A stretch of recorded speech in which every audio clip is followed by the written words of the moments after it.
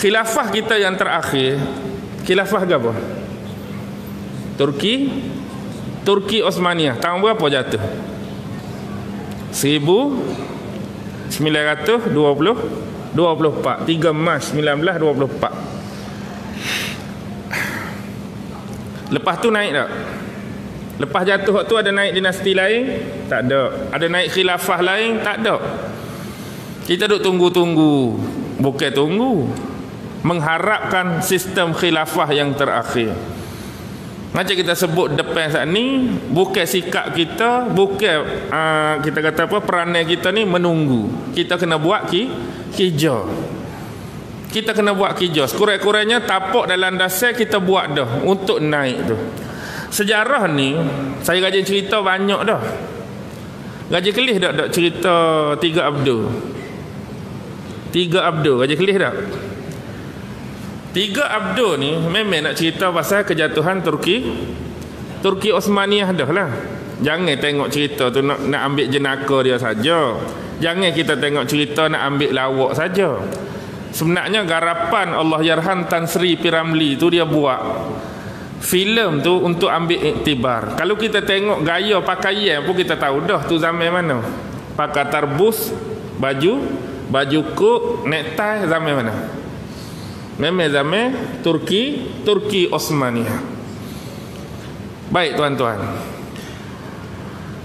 mula-mula cerita 3 Abdul ni, dia tubik muka siapa? Mula-mula cerita tubik muka siapa? Pak Haji dulu dak, pakai gam, pakai serban. Orang je nak ayat cerita. Pak Haji cerita, dia kata kejadian ni berlaku di sebuah negeri yang bernama Isketambola. Dah cerita lawak kan? Dia buat nama lawak. Sebenarnya Isketambola tu apa? Istanbul, ibu negara Turki. Yang sebelum ni ialah Islambul sebenarnya. Jadi cerita mula-mula dia tunjuk Ismet Ulam Raja. Ismet Ulam Raja digambarkan sebagai Turki besar. Turki khilafah Turki Osmaniyah yang besar. Turki bila dia besar memang sibuk. Gambar yang sibuk tu jelas. Bila start cerita tu, ada berapa telefon atas meja dia? Ada berapa telefon atas meja dia? 5 dah. Akak, okey, kain dah sampai. Baik. Okey, kering. Tak berhenti, sibuk. Tapi dalam keadaan sibuk, dalam keadaan besar dia, nak ceritanya dalam tu nyakit banyak dah. Betul? Dia pun duduk dengan obat dah. Nyakit korupsi, rasuah, goni dalam pemerintahan tu berlambuk dah. Tenak dah dia tu. Last kali minta orang tubik, minum obat.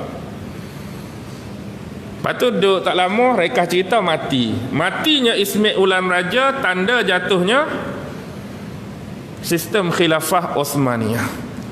Dan bila mati Ismet Ulam Raja, siapa nak angkat naik semula? Siapa nak angkat balik legasi khilafah? Warisan hak tinggal 3 orang. Nombor 1 Abdul Wahab. Hak berlakon jadi Abdul Wahab siapa? Dia jual ke apa? Jual burung ke? Dia jual burung. Siapa? Haji Mahdi. Biasa dia jadi sultan. Kalau dalam cerita orang minyak, dia jadi penghulu bunian. Dia tu panggil pelakon grade A zaman tu lah. Maknanya watak-watak kor. Kalau kita zaman hari ni Jalaluddin Hasan lah. Jenis ketua polis, orang kaya. Tu yang boleh videonya. Tak ada jenis nyapu sapuh ke apa ni. Baik. Dia tu siapa Haji Mahdi tu? Dia ialah Mahdi bin Ahmad. Ayah dia tu siapa ayah dia tu? Ayah Haji Mahdi itu ialah ulama besar Nusantara, Syed Syekh Ahmad Linggi.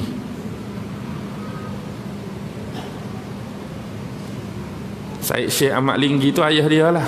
Abang dia Syekh Ahmad, mantan mufti pertama Negeri Sembilan. Dia orang yang baca doa hari kemerdekaan, itulah abang dia di Stadium Merdeka dulu, Syekh Ahmad.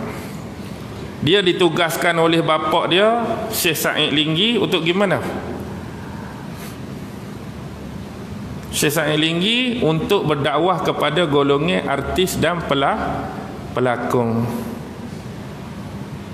Jadi watak Abdul Wahab digambarkan sebagai Turki tua. Turki tua ialah golongan konservatif, golongan ulama, golongan agama. Jadi golongan ulama-ulama Turki, bila Turki jatuh ni cuba backup balik, balik kalau boleh nak menaik semula.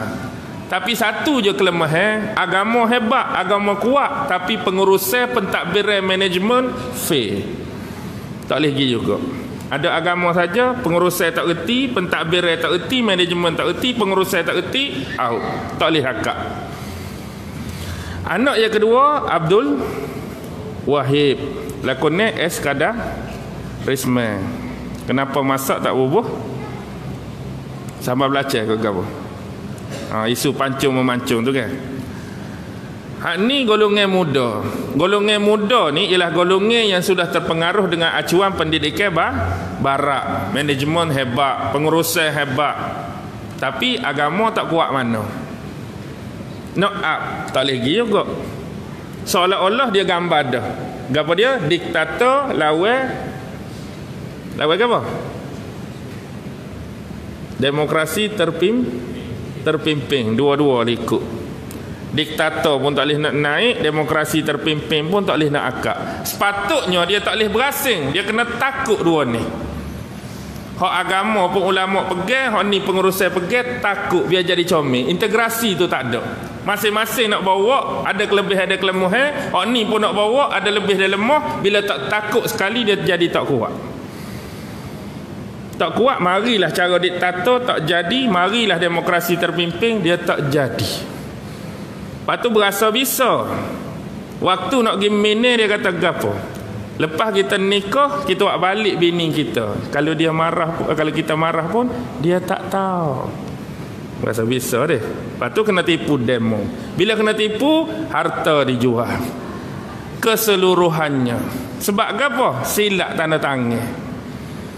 Jadi jangan terbolah kalau nak tanda tangan deh. Tak kena gaya, tanda tangan tu habis harta kita. Tapi dah tanda tangan dah nuak rana. Last kali kena jual demo. Syarat dia mudah ya, jangan marah. Jangan marah. Kalau kita ni berasa tak tahan, jangan tanda tangan. Ni kita tanda tangan dah. Orang buat tak comel, baru nak pergi marah, orang tunjuk. Jangan marah. Tunduk kepala, tak nak agak apa. Orang beronah ke, baru nak pergi marah, tunjuk. Jangan marah. Apa? Dia tak boleh nak marah. Dah kita tanda tangan dah. Jadi dah tanda tangan tu tengok-tengok. Mana menguntungkan kita, lah gilah. Hak mana kita berasa lingkup agama kita, lingkup maruah kita, lingkup bangsa kita, jangan tanda tangan. Tapi hak ni terlepas dah. Dah kena dah. Lepas tu nak agak siapa? Anak hak bosu, Abdul Wahab. Abdul Wahab ni dia gambarkan sebagai orang jual kedai alat muzik kan. Tapi sebelum Abdul Wahab nak keluar ni, dia kena ada watak penjaga amanah. Sulaiman akhlaqan. Orang jaga amanah. Dia duk pegang amanah ni. Nak cakap berakhlak sungguh dia ni, bunyi Turki, bunyi Arab, akhlaqan. Akhlak. Jadi marilah Turki. Turki ni adalah Turki kecil. Turki kecil ni sebenarnya adalah Turki yang di bawah naungan khalifah dulu. Dia bukan Turki besar. Turki besar tu Semek Ulan Raja. Dua orang hak depan tu hak duduk dalam tu, ni hak duduk luar. Negara-negara yang pernah bernaung di bawah Turki besar dulu. Dalam masa kita nak pegang amanah ni, nak buka amanah ni, apa berlaku? Watak-watak seperti zaman Pak Tongko tu ada semua. Wow. Dia rakyat apa? Dia rakyat dah kita kelu. Zaman lah ni jual orang lebih hutang daripada jual hutang. Jual orang lebih hutang daripada jual hutang. Maknanya nak tipu orang kau, nak guna orang kau, nak mampu orang kau, hal-hal orang. Watak-watak ni selenge daripada kisah tadi. Jadi memang betul lah. Negara-negara naungnya bila buka file tu bit nama siapa? Turkistan, Tajikistan, Popostan, Tanjung Rambutan, dan sekali negeri Gohek Gostam tu negeri setan.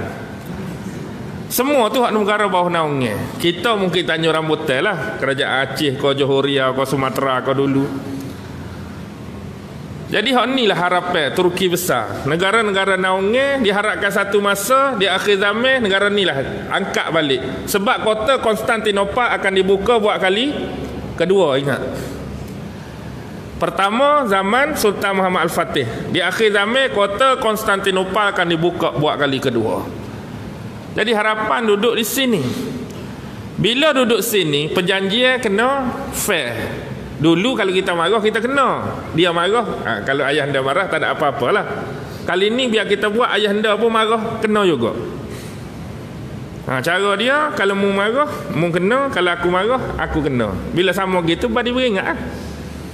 Maknanya dia nak buat kita marah pun dia beringat, kita nak buat dia marah pun sama-sama beringat. Lepas tu badi licik, badi pandai. Balik tak ui makan, ambil bang je, relax, jangan marah. Tindu kandai kuda, relax, jangan marah. Lepas tu kita buat dia marah, buat kelik tindu lain tak? Faham ke tak? Bukan nak suruh buat kelik tindu lain sungguh, cuma nak ayak terik. Buat kelik tindu lain, joget, kami dah kenyang makan kat luar. Lepas tu tak balik-balik, rosok program ayah anda, biar orang tak marah. Last kali jual semua. Marilah Udo Umar. Siapa Udo Umar? Haji Bakir tak? Nyanyi lagu ke apa? Tolong kami, bantu kami anak-anak yatim piatu. Maksud dia ke apa tu? Kami ni ialah anak-anak yang berada di bawah naungan khalifah. Jatuhnya khalifah Turki Osmaniyah seperti kehilangan seorang bapa, tak ada dah. Jadi anak yatim dah semua. Bukan anak yatim betul-betul anak yatim luar tu. Kita ni jatuh khilafah Turki tak ada megang dah. Dulu kalau orang serang boleh minta tolong Turki, ada masalah gini boleh minta tolong Turki, sebab kita duduk nang bawah dia. Ni tak ada tu, tak ada dah. Jadi supaya anak-anak tak apalah, sekurang-kurang kita boleh sekolah hak kecil dulu, buat tapak. Last sekali siapa kena jual? Siapa kena jual lah sekali? Ayah anda ni marah betul ke? Ni marah betul-betul, bukan main-main dah. Ayah anda akan dijual ke seluruh Patulah sekali dia sebut ke apa ke Abdul Wahab? Otak Abdul Wahab apa? Bijak sungguh Abdul Wahab dah. Dia pun jeng. Anak wis apa setara tu lah. Jadi lo ni nya kelis cerita tiga Abdul jadi tiung kok mana? Kita kelis sebelum ni cerita tiga Abdul duk nampak jalan cerita lagu mana?